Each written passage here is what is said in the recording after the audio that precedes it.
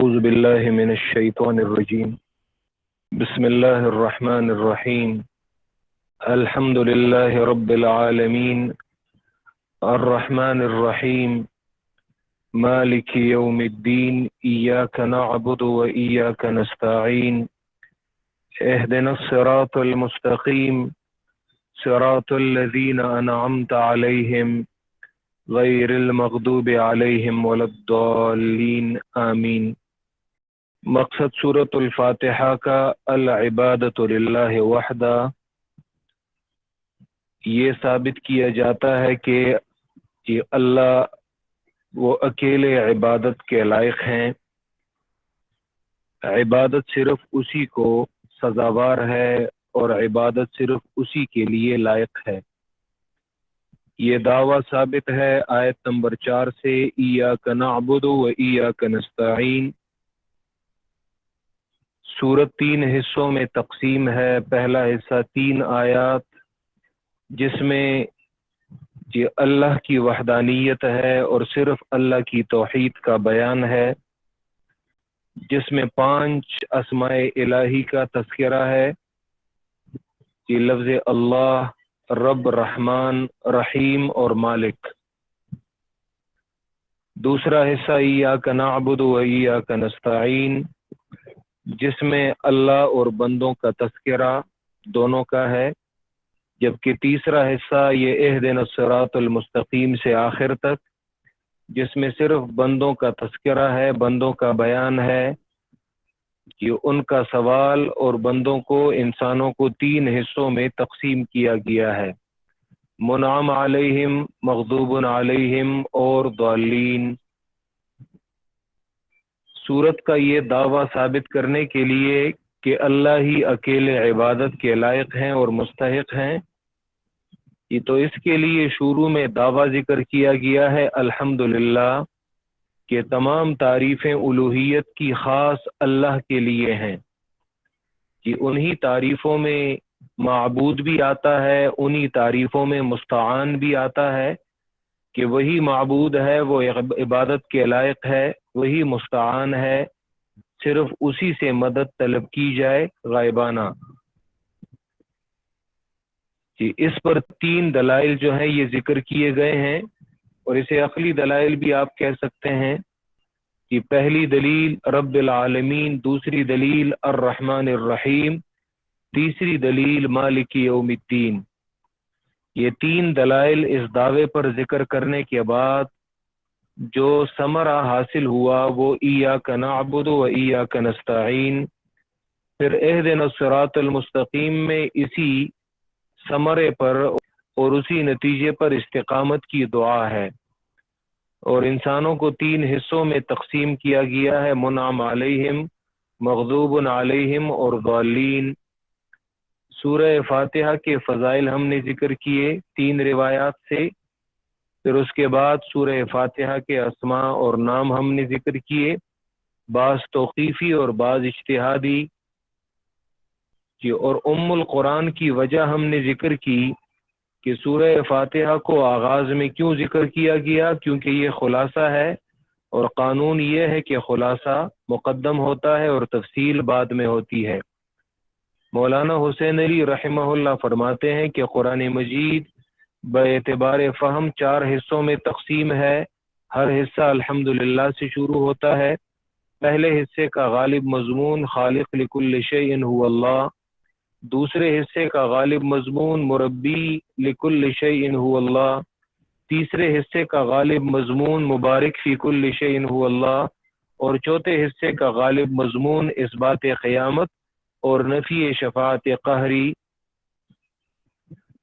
ہر حصہ الحمدللہ سے شروع ہوتا ہے۔ آخری حصے میں چونکہ 2 مقاصد تھے تو 2 صورتیں الحمدللہ سے یہ شروع کی جاتی ہیں۔ پھر ہم نے تعوذ و تسمیہ ذکر کیا کہ تعوذ ہم کس لیے، کیونکہ شیطان یہ صراط مستقیم کا دشمن ہے اور یہ انسان کا، بنی آدم کا دشمن ہے، اسی لیے وہ اس کی راہ میں رکاوٹ بنتا ہے۔ تو سب سے پہلے اس دشمن سے پناہ مانگی جاتی ہے کہ جسے ہم نظر آتے ہیں وہ ہمیں نظر نہیں آتا، اسی لیے اسے اس ذات کے حوالے کرو کہ جسے شیطان تو نظر آ رہا ہے لیکن شیطان کو وہ ذات وہ نظر نہیں آتی۔ پھر اس کے بعد بسم اللہ الرحمن الرحیم، اسے تسمیہ کہتے ہیں کیونکہ حدیث میں آتا ہے کہ ہر اہم کام اگر وہ بسم اللہ کے بغیر شروع کیا جائے تو وہ ابتر اور اقطع ہوتا ہے، یعنی بے برکت ہوتا ہے۔ پھر الحمدللہ کی طرف ہم آئے کہ الف لام میں جو عام طور پہ معنی کیا جاتا ہے کہ یہ الف لام جنس کے لیے ہے، استغراق کے لیے ہے، ہم کہتے ہیں کہ وہ معنی وہ ٹھیک نہیں بنتا، بلکہ یہاں پہ الف لام اصل میں آہت کے لیے ہے، یعنی خصوصیت کے لیے۔ ایک ہوتا ہے کامن ناؤن مثلا بغیر الف لام کے، اور جب الف لام آتا ہے تو یہ خصوصیت کے لیے آتا ہے کہ عموم میں خصوصیت پیدا کی جائے۔ تو اصل الف لام جو ہے وہ آہت کے لیے آتا ہے، اور اس پر ہم نے بعض حوالہ جات وہ بھی ذکر کیے، جیسے نحو کی کتاب رضی جو کافیہ کی شرح ہے اس کا، اسی طرح یہ الکتاب میں سیبویہ نے بھی یہ ذکر کیا ہے، بدر الدین عینی نے عمدۃ القاری میں، اور اس پر اور بھی بہت سارے حوالہ جات وہ موجود ہیں۔ امام راضی سے بھی ہم نے حوالہ ذکر کیا کہ صفات جو ہیں یہ تین قسم پہ ہیں، بعض وہ ہیں جو اللہ کے لیے کہنا یہ واجب ہے، بعض وہ ہیں جو کہنا جائز ہے، اور بعض وہ ہیں جو اللہ کے لیے کہنا محال ہے۔ جو اللہ کے لیے کہنا واجب ہیں تو وہ کون سی صفات ہیں؟ وہ جو صرف اللہ کے لیے مناسب ہیں اور اللہ کے لیے کہنا وہ لائق ہیں۔ یہاں پہ بھی مراد وہی صفات ہیں، یا زیادہ سے زیادہ وہ صفات جن کا اطلاق بندوں پہ بھی کیا جاتا ہے، ٹھیک ہے، جس طرح یہاں پہ رحمان یہ ان صفات میں شامل ہے کہ جس کا اطلاق صرف اللہ پر کیا جاتا ہے، اور رحیم یہ اس صفت کا اطلاق یہ اللہ پہ بھی کیا جاتا ہے، بندوں پہ بھی کیا جاتا ہے، لیکن حقیقت میں فرق ہے، یہ صرف لفظ میں مشترک ہے، لفظ میں کامن ہے، جبکہ حقیقت میں اختلاف ہے، حقیقت وہ مختلف ہے۔ اور بعض جو ہے وہ اللہ کے لیے کہنا ناممکن ہے، جیسے بندوں کی صفات انہیں اللہ کے لیے کہنا یہ محال ہے اور یہ ناممکن ہے اور یہ ناجائز ہے۔ للہ جی اس میں ہم نے ذکر کیا کہ علماء کا ایک اختلاف یہ ہے کہ لفظ اللہ جو ہے یہ عربی لفظ ہے یا غیر عربی لفظ ہے، تو اس پر اکثریت اور جمہور علماء کا مذہب یہ ہے کہ یہ عربی لفظ ہے اور یہ عربی زبان کا لفظ ہے۔ پھر عربی زبان کا لفظ ہے تو آیا یہ کسی اور لفظ سے مشتق ہے، لیا گیا ہے یا نہیں؟ اس لفظ سے لیا گیا ہوتا ہے اسے مشتق منہ کہتے ہیں، اور جو لفظ اس سے لیا گیا ہوتا ہے وہ مشتق ہوتا ہے۔ جیسے مثلا ہم نعبدو میں ذکر کریں گے کہ نعبدو یہ جو ہم عبادت کرتے ہیں، تو اصل میں نعبدو عبادت کا یہ فعل جو ہے یہ عبادہ سے مشتق ہے، عین بے اور دال، تو عین بے اور دال یعنی وہ اس کا جو مصدر ہے وہ مشتق منہ ہے، اور اس سے جو الفاظ وہ لیے جاتے ہیں انہیں مشتق کہا جاتا ہے۔ تو آیا لفظ اللہ کا مشتق منہ کیا ہے؟ تو علماء میں ایک اختلاف یہ ہے کہ آیا یہ مشتق ہے یا جامد ہے، مطلب یہ جامد یعنی کسی اور لفظ سے وہ نہیں لیا گیا، اور اگر کسی اور لفظ سے لیا گیا ہے تو مشتق منہ کیا ہے؟ تو پھر وہ کہتے ہیں کہ لفظ اللہ یہ اصل میں الہ سے مشتق ہے، اور پھر الہ کے مختلف میننگ کو کیے جاتے ہیں۔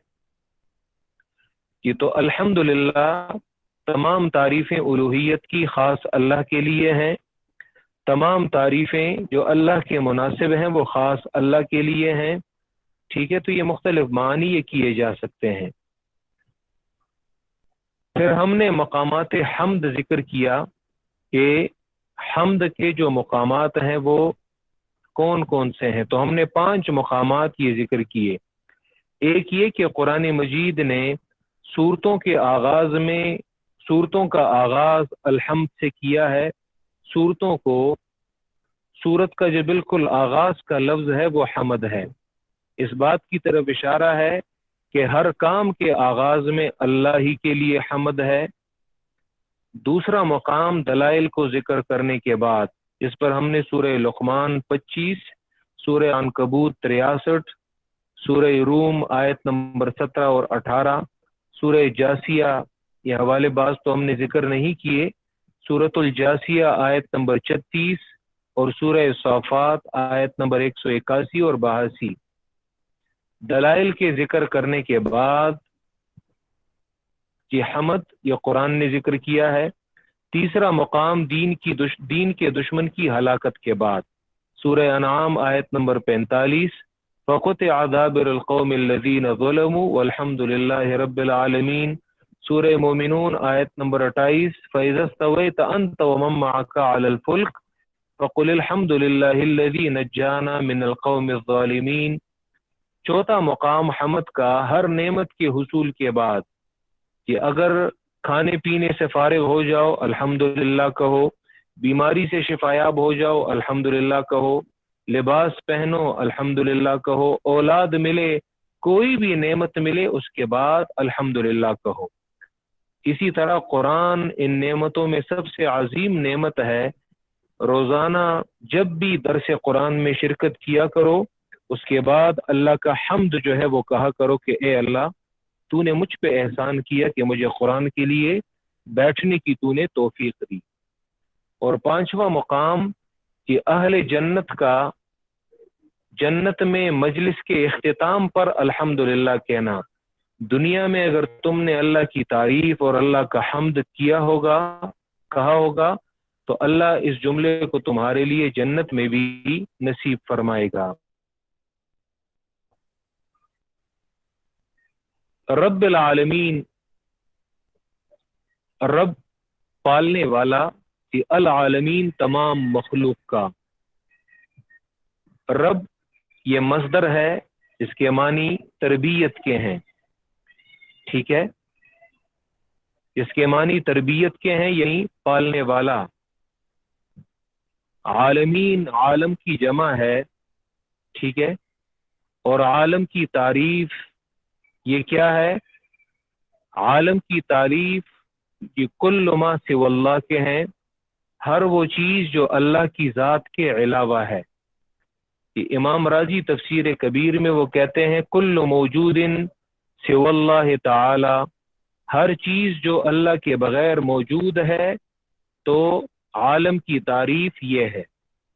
تو یہاں پہ آسان معنی، یعنی جو چیز بھی اللہ نے پیدا کی ہے مخلوق ہے، مخلوق کے معنی وہ چیز جو پیدا کی گئی ہے، ہر وہ چیز جو اللہ کے علاوہ ہے یعنی مخلوق، اسے عالم کہتے ہیں، ٹھیک ہے۔ عالمین یہ عالم کی جمع ہے۔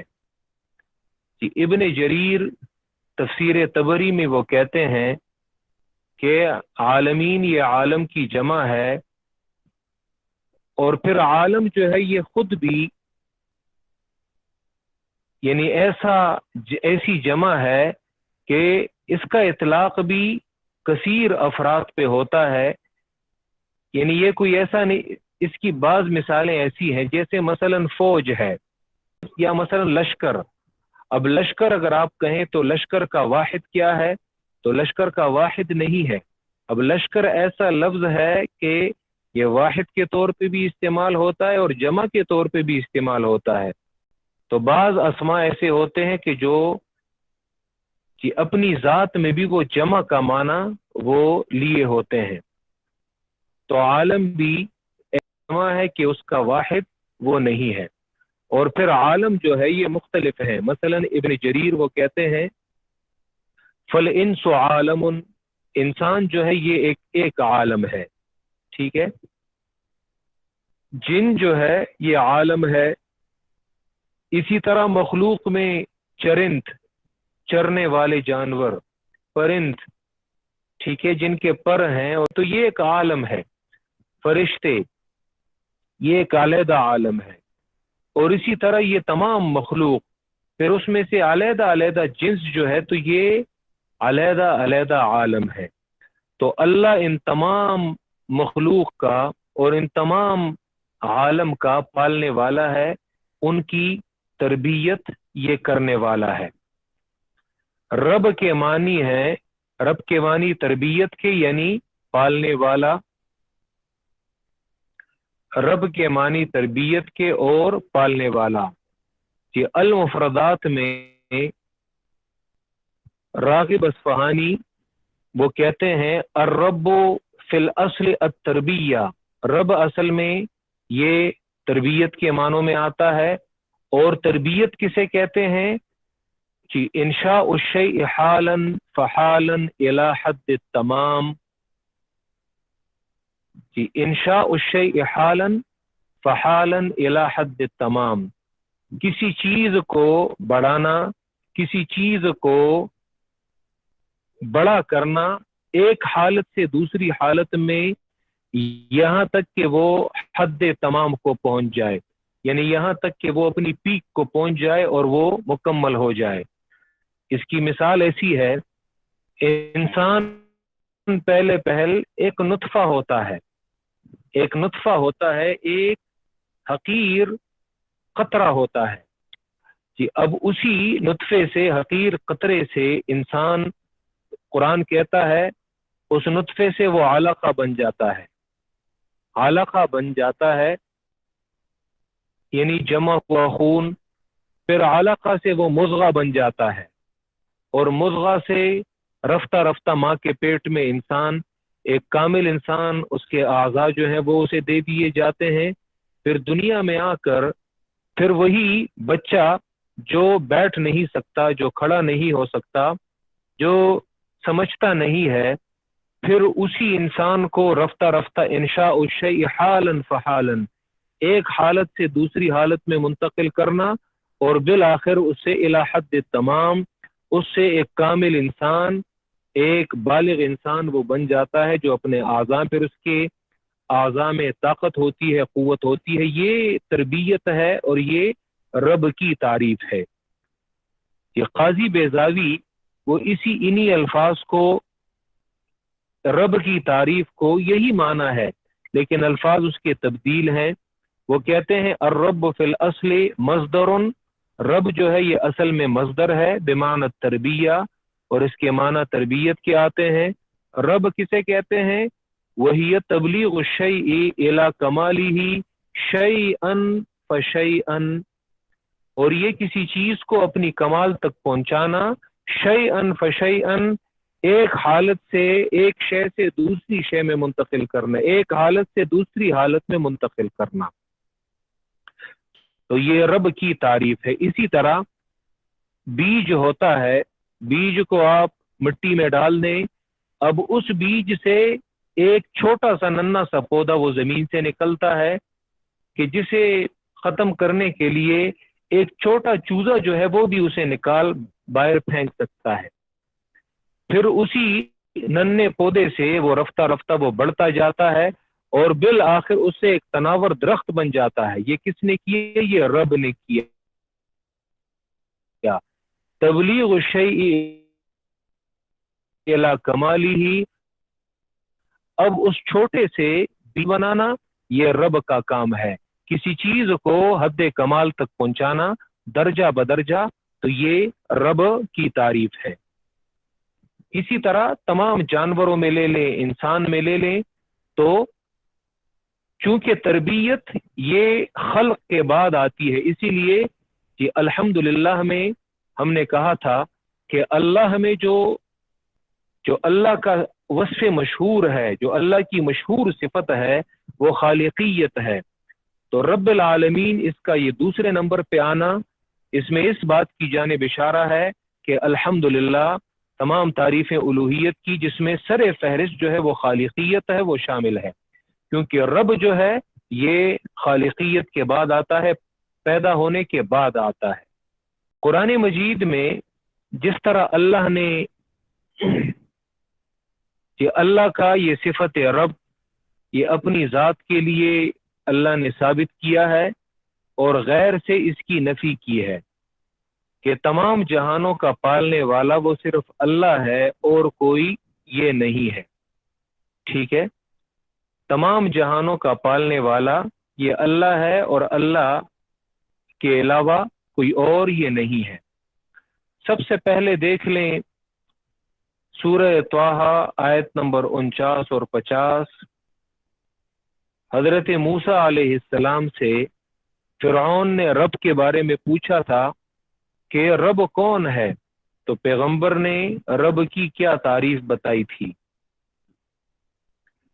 یہ قرآن مجید میں اللہ کی ربوبیت پر پیغمبروں کے مناظرے یہ ذکر کیے گئے ہیں کہ جس طرح انہوں نے الوہیت پر مناظرے کیے ہیں تو اسی طرح انہوں نے اللہ کی صفت ربوبیت پر بھی مناظرے کیے ہیں۔ سورہ طٰہٰ پارہ نمبر 16 آیت نمبر 49 اور 50، 49 اور 50۔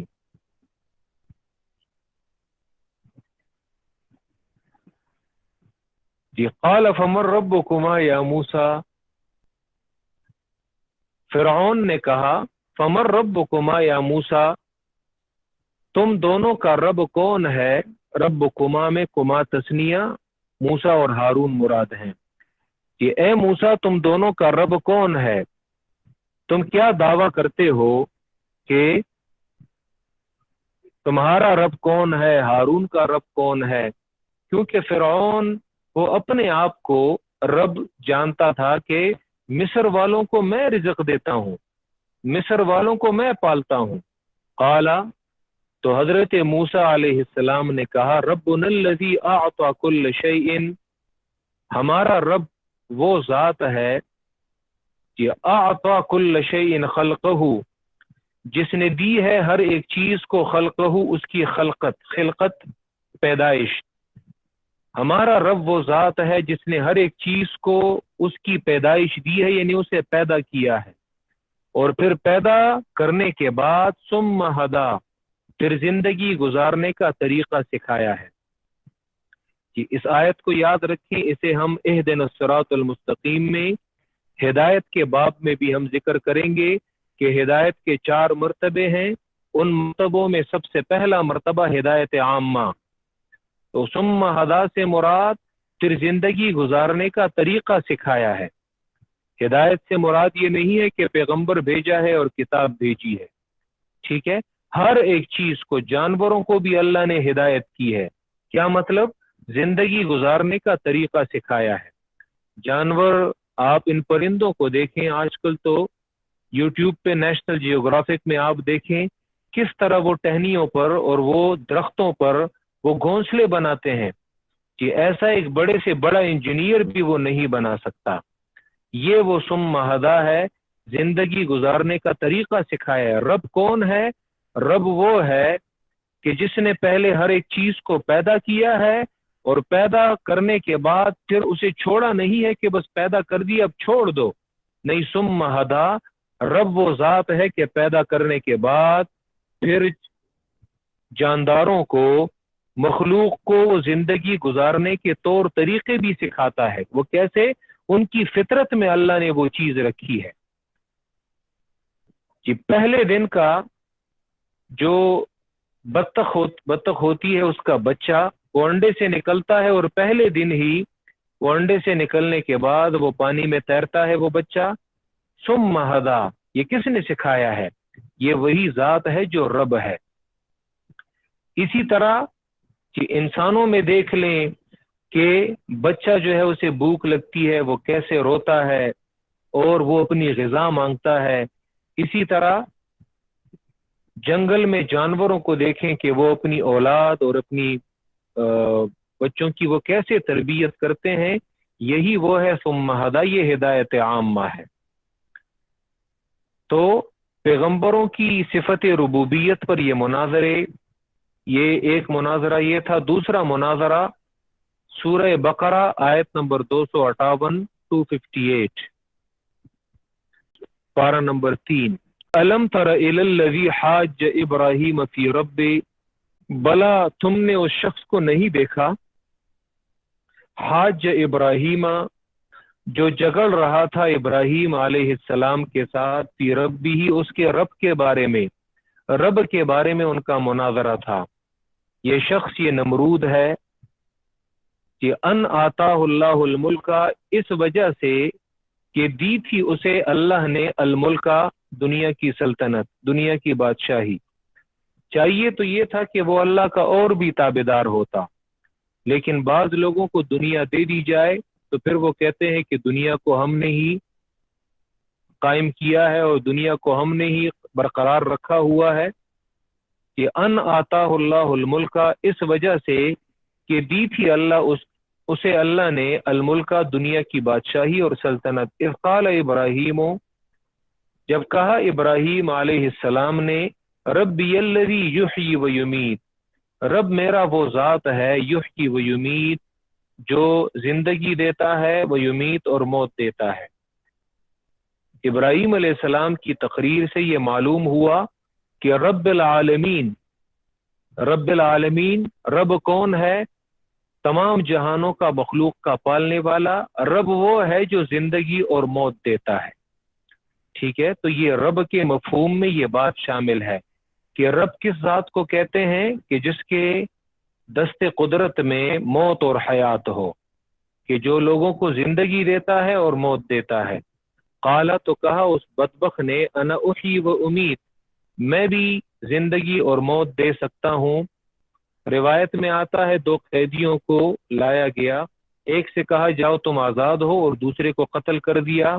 ابراہیم علیہ السلام جان گئے کہ یہ تو بڑا بے وقوف ہے، یہ تو سرے سے موت اور زندگی کی تعریف ہی نہیں سمجھتا کہ میری مراد کیا تھی اور یہ کیا لے رہا ہے۔ تو اب ایسی دلیل پیش کرتا ہے کہ اس کی وجہ سے وہ ہل نہیں سکتا۔ قال ابراہیم، تو کہا ابراہیم علیہ السلام نے، فإن اللہ یأتی بالشمس، بے شک اللہ لاتا ہے سورج کو، من المشرق، مشرق سے، فأت بہا من المغرب، تو تم لے آؤ اسے من المغرب، مغرب سے۔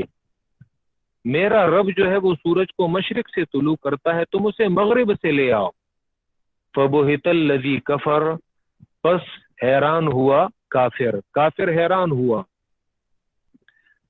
وہ یہ کہہ سکتا تھا کہ یہ مشرق سے میں ہی اسے طلوع کرتا ہوں اور مغرب میں میں ہی اسے غروب کرتا ہوں، تم اپنے رب سے کہو کہ وہ اسے مغرب سے طلوع کر دے اور مشرق میں اسے ڈبا دے۔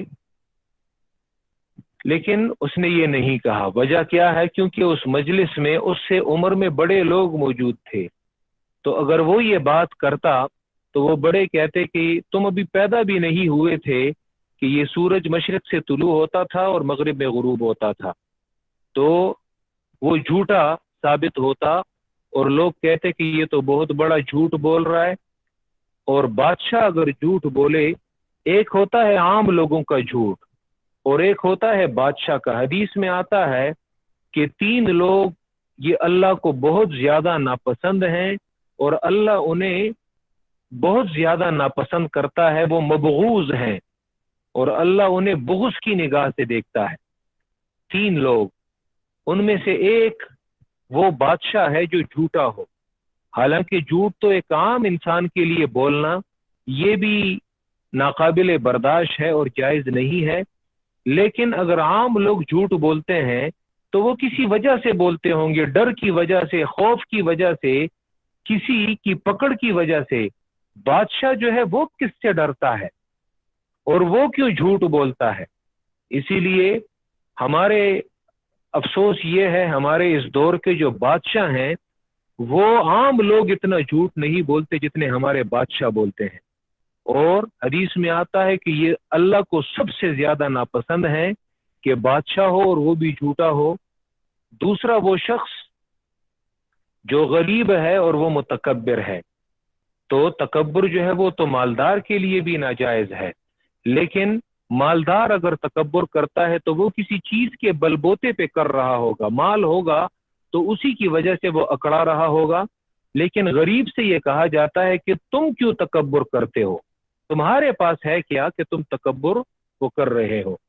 اور تیسرا وہ بوڑھا جو زناکار ہو، یعنی زنا تو جوان کے لیے بھی ناجائز ہے، لیکن اگر جوان کرتا ہے تو چلو اسے اپنے شباب، اس پہ اعتماد ہے، اپنی جوانی اور جوش اور جذبے کی بنیاد پہ وہ غلط کام کر رہا ہے، تو بوڑھے سے یہ کہا جاتا ہے کہ تم زنا کیوں کرتے ہو، یعنی اس عمر میں تو انسان کی وہ خواہشات وہ کم ہو جاتی ہیں، وہ ختم ہو جاتی ہیں، تو یہ بھی اللہ کو بہت زیادہ ناپسند ہے۔ تو یہاں پہ اگر وہ جھوٹ بولنے پہ یہ پکڑا جاتا تو وہ لوگ کہتے کہ ہمارا بادشاہ جو ہے تو بہت بڑا جھوٹا ہے، واللہ لا یہدی القوم الظالمین، اور اللہ ظالم قوم کو دلیل کی توفیق نہیں دیتا۔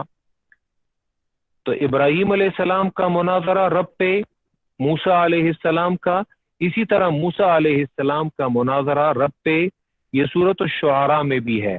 سورۃ الشعراء دیکھ لیں، پارہ نمبر 19 اور آیت نمبر 23 سے دیکھ لیں، حضرت موسیٰ کا مناظرہ رب پہ۔ سورۃ الشعراء پوئٹس کے نام سے جو سورت ہے، شاعروں کے نام سے، اور یہ آیت نمبر 23 ہے، 23 تا 28 دیکھ لیں۔ قال فرعون، کہ فرعون نے کہا، وما رب العالمین، اور رب العالمین کون ہے؟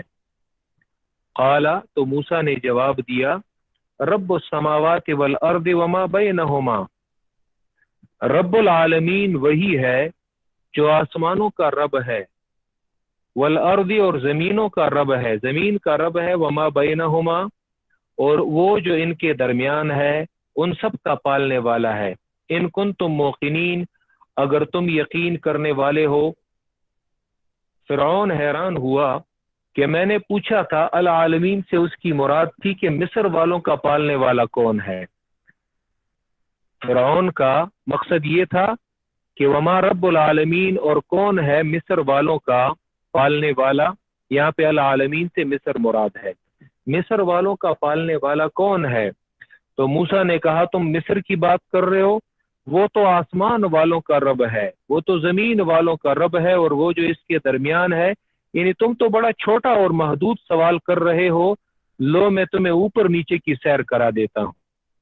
قال لمن حولہ، تو کہا فرعون نے اپنے آس پاس کے چمچوں سے، الا تستمعون، کیونکہ بادشاہ کے ارد گرد کون بیٹھے ہوتے ہیں؟ خوش آمدی چمچے، جو بادشاہ کی غلط بات کو بھی صحیح کہتے ہیں، اور پھر اس میں اگر مولوی بیٹھا ہو تو وہ تو بڑے افسوس کی بات ہے۔ قال لمن حولہ، تو کہا فرعون نے اپنے آس پاس کے جو چمچوں سے، الا تستمعون، کیا تم نہیں سن رہے اس شخص کی بات؟ یعنی میں نے اس سے مصر کے بارے میں پوچھا تھا اور یہ چلا گیا السماوات الارض وما بینہما، میں نے پوچھا کیا تھا اور جواب اس نے کیا دیا۔ لیکن ایک کامیاب مناظر وہی شخص ہوتا ہے جو مناظرے میں اپنی بات کو وہ نہیں چھوڑتا۔ اب وہاں پہ ابراہیم نے اپنی بات کو، اپنی دلیل کو چھوڑ دیا تھا، کیونکہ اس کا جو مقابل تھا نمرود، وہ سرے سے موت اور زندگی کی تعریف کو ہی نہیں سمجھ رہا تھا۔ تو ابراہیم نے کہا کہ اب میں اس پہ فضول میں ویسے وقت ضائع کروں، یہ بے وقوف سرے سے میری دلیل کو ہی نہیں سمجھا، تو انہوں نے یحیی و یمیت سے ڈائریکٹ وہ چلے گئے، فإن اللہ یأتی بالشمس من المشرق فأت بها من المغرب، ایک دلیل سے دوسری دلیل کی طرف انہوں نے انتقال کیا ہے، وہ چلے گئے ہیں، منتقل ہوئے ہیں۔ لیکن یہاں پہ دیکھیں موسیٰ علیہ السلام، فرعون نے جو شروع میں سوال کیا تھا، حضرت موسیٰ اس بات کو نہیں چھوڑتے، کیونکہ یہ ایک کامیاب مناظر کی بات ہے مناظرے میں، کہ اس نے جو سوال پوچھا ہوتا ہے تو وہ اپنے خصم سے اور اپنے مقابل سے اس سوال کو آخر تک پوچھتا جاتا ہے اور اسے چھوڑتا نہیں ہے، اور اگر آپ اسے چھوڑ دیں تو یاد رکھیں پھر مناظرہ اس کا کوئی اینڈ ریزلٹ وہ نہیں نکلتا۔ قال، تو کہا موسیٰ نے، ربکم، تمہارا بھی رب ہے، تم مصر والوں کے رب کے بارے میں پوچھ رہے ہو، ربکم، تمہارا بھی رب ہے، ورب آبائکم الاولین، اور تمہارے اگلے باپ دادوں کا بھی رب ہے۔ تم مصر والوں کے بارے میں پوچھ رہے ہو، وہ تو تمہارے باپ کا بھی رب تھا، وہ تو تمہارے باپ دادا کا بھی رب تھا۔ فرعون نے کہا یہ تو بڑا عجیب شخص ہے۔ قال، تو کہا فرعون نے، ان رسولکم الذی ارسل الیکم لمجنون، بلا شبہ یہ تمہارا رسول، یہ نہیں کہتا کہ میرا رسول، یہ تمہارا رسول، الذی، وہ رسول، ارسل الیکم، جو تمہاری طرف بھیجا گیا ہے، لمجنون، یہ تو ضرور دیوانہ ہے۔ پیغمبروں کو مجنون کہا گیا ہے، دیوانہ، پاگل کہا گیا ہے، لیکن انہوں نے دل برداشتہ ہو کر हक बात बयान करना वो छोड़ा नहीं है। तो आज अगर तुम्हें तुम्हारा बाप, तुम्हारी माँ, तुम्हारा कोई बड़ा वो तुम्हें कहे कि तुम क्या मौलवी बनने की तरफ जा रहे हो, और तुम तो पागल बने हुए, लोग क्या कर रहे हैं, कौन सा जमाना है और तुम किस तरफ जा रहे हो, तुम तो बैकवर्ड बनने की कोशिश कर रहे हो, तो याद रखो पैगंबरों पर ये जो फतवे दागे गए हैं और पैगंबरों को ये किस्म किस्म के ताने जो दिए गए हैं, इनको याद रखो कि तुम क्या चीज हो। उन्हें शायर, मजनून, दीवाना, पागल और क्या क्या नहीं कहा गया, जादूगर कहा गया है। याद रखो इन चीजों से हक बात को मत छोड़ना। बेशक तुम्हारा रसूल वो जो तुम्हारी तरफ भेजा गया है लमजनून, वो तो जरूर दीवाना है, लेकिन मूसा है कि वो रब्बुल आलमीन, फिरौन ने रब के बारे में पूछा था तो मूसा उसे मंतकी अंजाम तक पहुंचाते हैं। काला तो कहा मूसा ने, रब्बुल मशरिकी, मशरिक वालों का रब है, वल मगरिबी, और मगरिब वालों का रब है, वमा बैनहुमा, और जो कुछ उनके दरमियान है, इन कुन तुम ताकिलून, अगर तुम में अकल हो। फिरौन ने कहा था लमजनून, ये तुम्हारा पैगंबर पागल है। अब पैगंबर उस बात को भी आगे बढ़ा रहा है कि तुमने मुझसे रब के बारे में पूछा था, तो लो रब की तारीफ वो भी कंटिन्यू है, और उसने कहा था लमजनून, ये तो पागल है।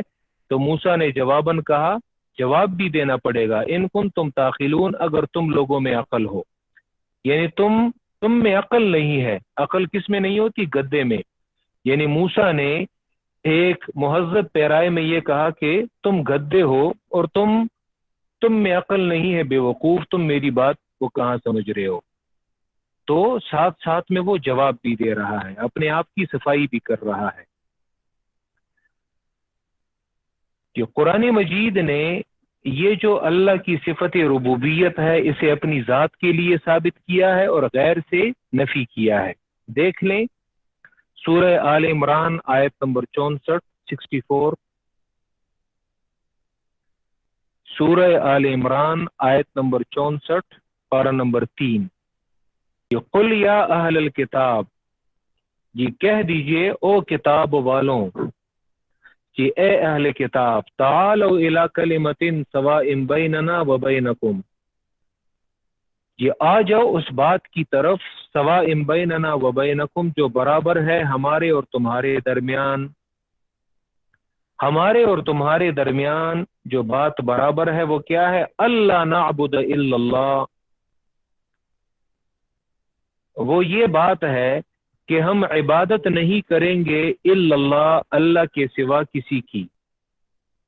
और ये आयत, ये असल है मुख्तलिफ मज़ाहिब के दरमियान गुफ्तगू के हवाले से, मुख्तलिफ मज़ाहिब के दरमियान गुफ्तगू के हवाले से ये आयत, ये बुनियाद की हैसियत उसे हासिल है। बाज़ लोग कहते हैं कि मज़ाहिब के दरमियान गुफ्तगू नहीं होनी चाहिए। खुसूसन याद रखें, ये एक तरीका भी है कि उनमें जो मुश्तरकात हैं, यानी लोगों को तरगीब देना है इस्लाम की जानिब, और इस सिलसिले में जो काफ़ी महारत हासिल है वो हिंदुस्तान के डॉक्टर जाकिर नाइक साहब को हासिल है कि उन्होंने the similarities between Islam and Christianity, इस पर उनका बड़ा डिटेल लेक्चर है। The similarities between Islam and Hinduism, इस पर उनका बड़ा डिटेल लेक्चर है।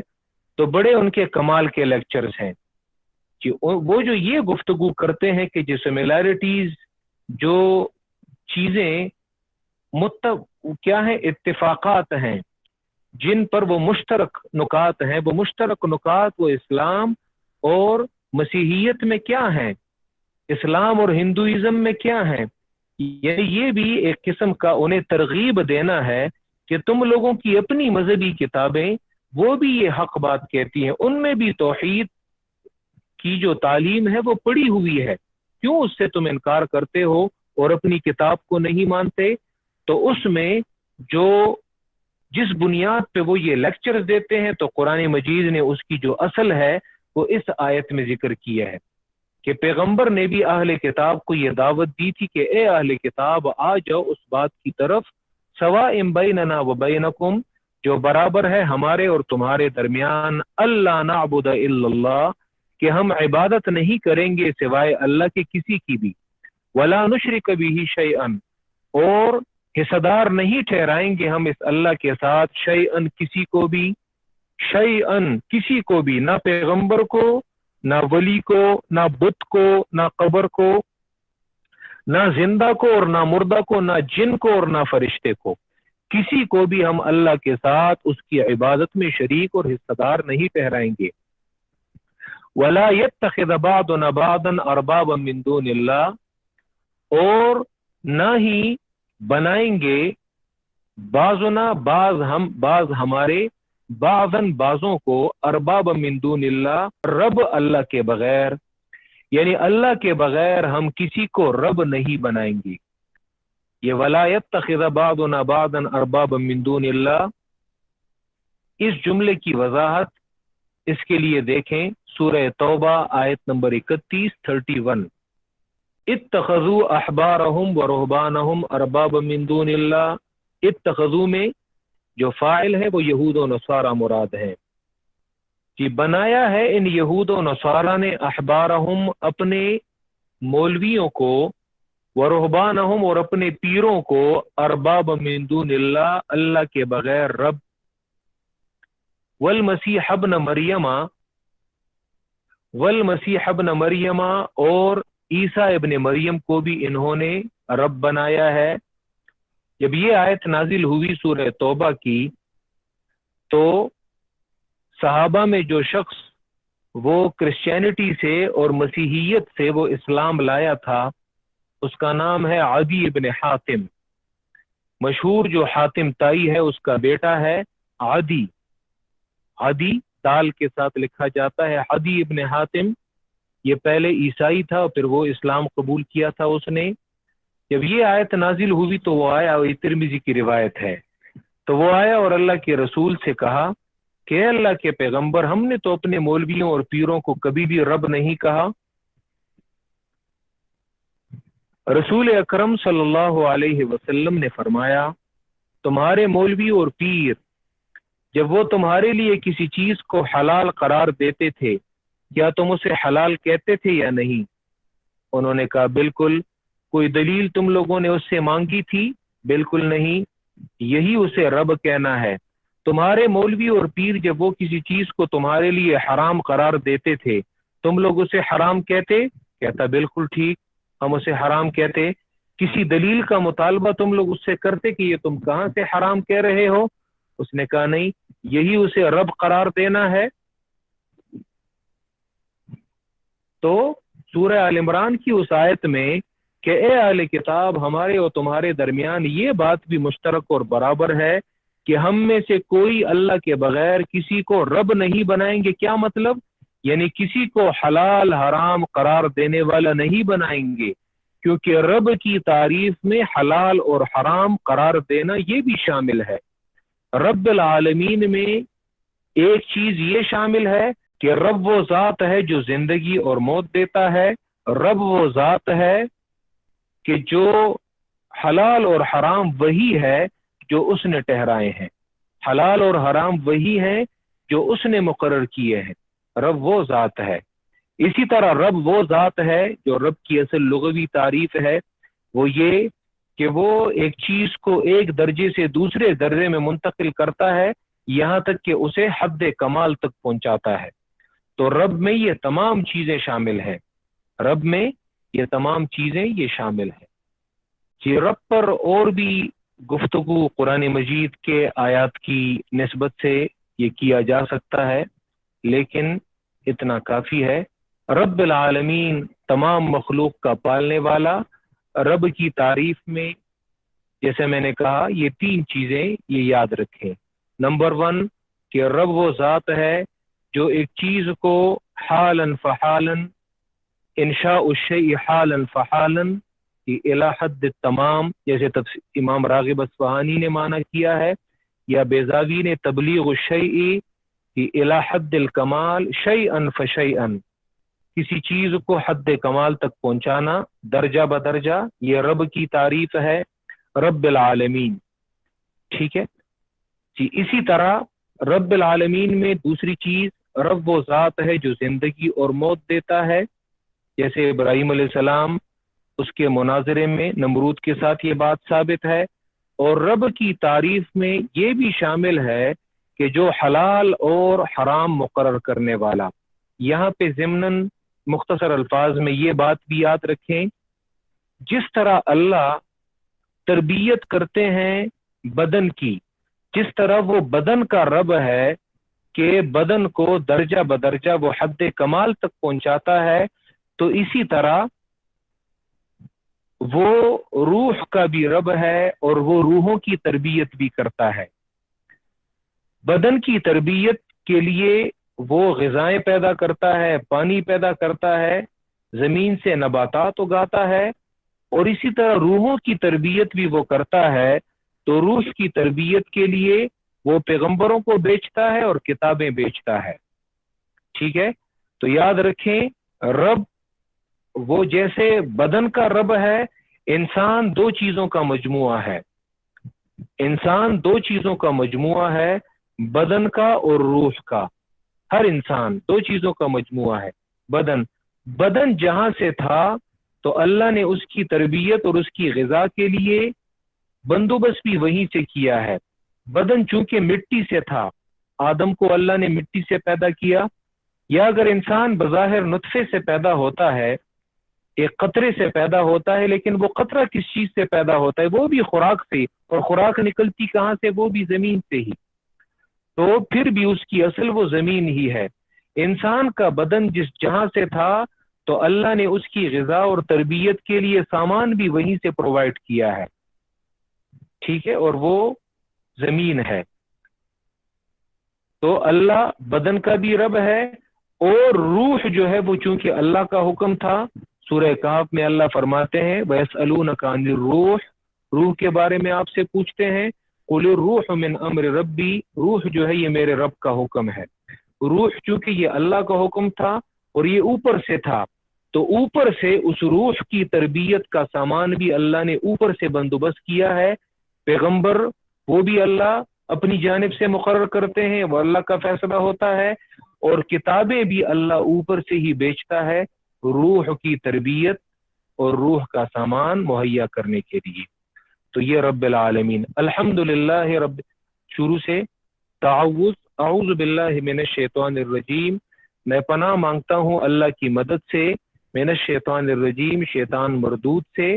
بسم اللہ الرحمن الرحیم، اللہ کے نام کی مدد سے جو عام مہربان ہے اور خاص مہربان ہے، میں شروع کرتا ہوں۔ الحمدللہ، تمام تعریفیں الوہیت کی للہ، خاص اللہ کے لیے ہیں، رب العالمین جو پالنے والا ہے تمام مخلوق کا۔ وآخر دعوانا ان الحمدللہ رب العالمین۔